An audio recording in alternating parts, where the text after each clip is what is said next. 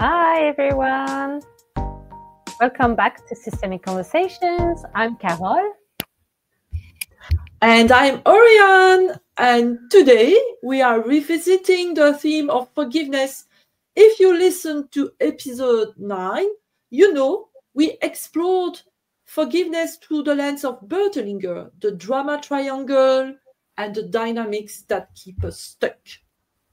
Yes, and after the episode went live, we received a few messages from listeners saying, I love the episodes, but I'm wondering what actually is forgiveness? What does it do? What doesn't it do? And when it's actually helpful. And that got us thinking, because it's true. We focused a lot on what forgiveness isn't, especially when it's used as a moral high ground or as a shortcut to avoid pain. But we didn't fully explore the limits of forgiveness, what it doesn't achieve, and when it might actually do harm. So today we want to offer you a more nuanced view to look at forgiveness from different angles: emotional, systemic, relational, and even spiritual. And to be honest, about the moments when forgiveness might be premature, forced, or even harmful, as you said. Wow, that's very interesting, Carol. Let's start with the basics. Carol, how would you define forgiveness?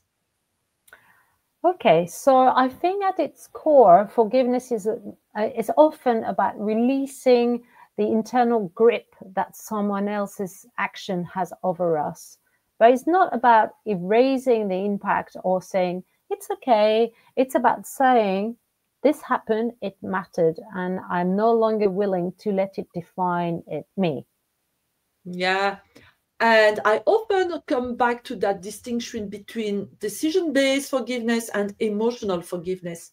Decision-based is more cognitive. I choose to let this go. Emotional forgiveness is felt in the body, in the nervous system, and they don't always happen at the same time. And sometimes neither is possible or appropriate, especially when the wound is fresh or if there's been no accountability. That's when we risk using forgiveness as a way to bypass anger, grief, or our own sense of betrayal. And Carol, this is so important because forgiveness doesn't necessarily bring justice. It doesn't repair trust. It doesn't mean the relationship will continue or that we are safe. And it certainly doesn't mean forgetting what happened.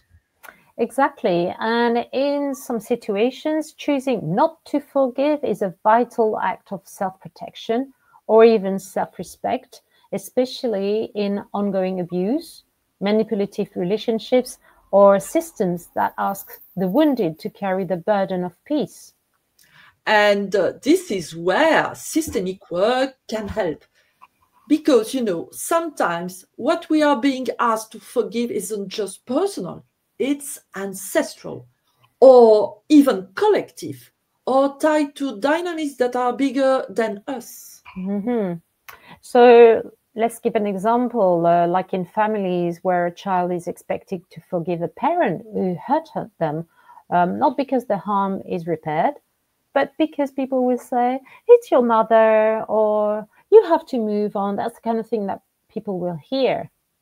Well observed, and that can create inner conflict because part of us wants to belong and another part wants justice or recognition.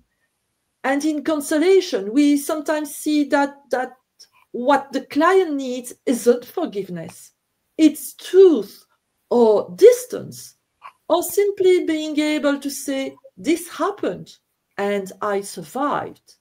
And also there's another important piece that came up from after the episode 9.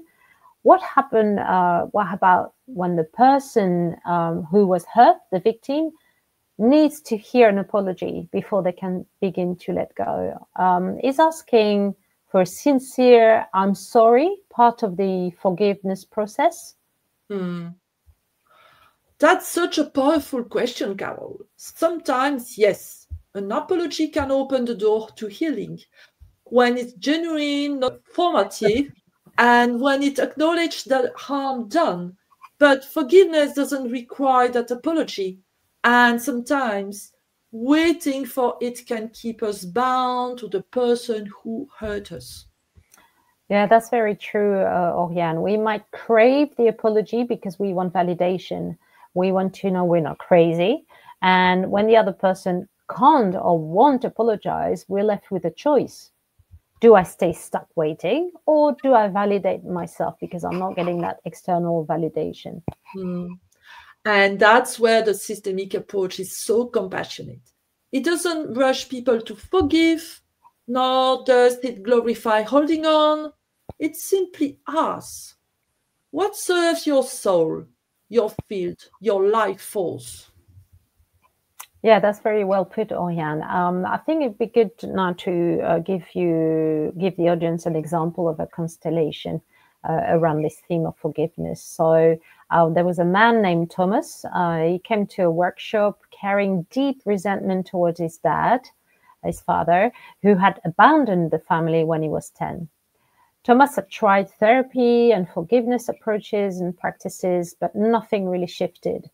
So in the constellation, what we did, we set up in the field Thomas, his father, and representative for the absence itself, and the void left behind for the dad's absence. What emerged was very unexpected. The representative of the father felt immense shame and could barely look at Thomas.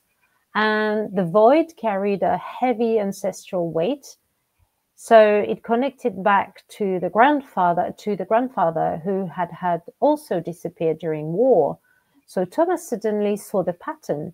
And in that moment, it turned toward the representative of the father and said, I see your burden. I leave what is yours with you, and I take back my life. Carole, that's such a powerful example. He didn't need to hear an apology anymore. The healing didn't come through forgiveness, but through recognition and releasing the inherited expectation that he had to carry the pain alone. So, and that reminds me, there's also this idea that from Fred Luskin and others, that forgiveness is about freeing yourself, not the other person. And that's not about denying what happened, but about releasing the pain's grip on your future. But even that can be dangerous if it's used to pressure someone to get over it. Yes, that's true. So perhaps the real invitation is today, don't forgive because you should. Forgive if and when your system, your body, your heart, your field is ready. Or don't forgive at all. Recognition might be enough. You know what, Carole? I love that. And to our listeners who asked for this episode, I say thank you. This conversation needed space. And so we hope it brings more clarity and compassion to wherever you are in your own journey. We'd love to hear how it lands for you, this episode, and this different angle we put on forgiveness. And if this resonates, feel free to comment and share. Before we go, a little teaser for next episode. We are diving into the theme of destiny, but not just the mystical kind. We will explore what it means to inherit a fate, to carry the unfinished stories of our family, and what it takes to break free and choose a different path. So questions we will ask is your destiny truly yours, or are you living out someone else's dream or someone else's wound? So join us as we explore the dance between soul and system. That's next time on Systemic Conversation. Subscribe so you don't miss it. See you next time for more Systemic Conversations. Thank you. Bye. Bye-bye.